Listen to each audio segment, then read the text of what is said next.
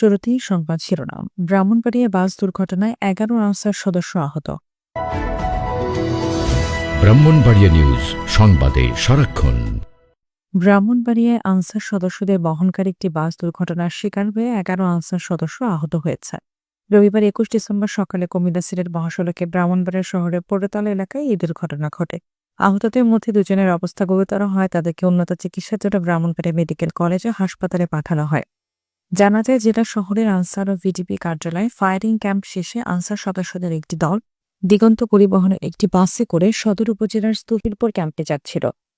পথিমধ্যে পৌরতলা এলাকায় বাসটি নিয়ন্ত্রণ হারিয়ে চলমান 4 লেন মহাসড়কে নির্মাণাধীন একটি ফ্লাইওভারের পিলারের সঙ্গে ধাক্কা খায়।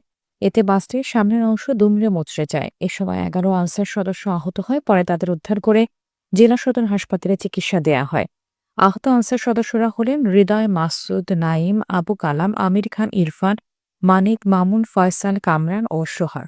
ব্রাহ্মণবাড়িয়া আনসারের ভিডিপি সার্কেলের অ্যাডজুটেন্ট মোহাম্মদ হারুনা রশিদ জানান, দুর্ঘটনায় আহতদের দ্রুত উদ্ধার করে চিকিৎসার জন্য ব্রাহ্মণবাড়িয়া সদর হাসপাতালে আনা হয়।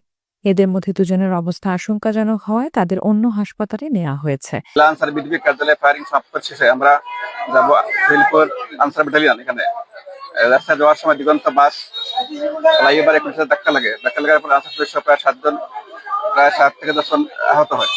তাৎক্ষণিক ব্যবস্থা থেকে থানার স্বাস্থ্য কমপ্লেক্স ব্রাহ্মণবাড়িয়া আমরা নিয়ে আসি। এখানে আসার পরে এরা চিকিৎসাধীন অবস্থায় আছে।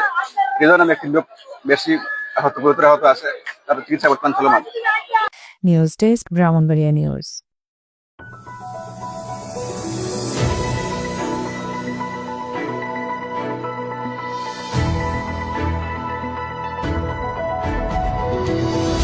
ব্রাহ্মণবাড়িয়া নিউজ, সংবাদে সারাক্ষণ।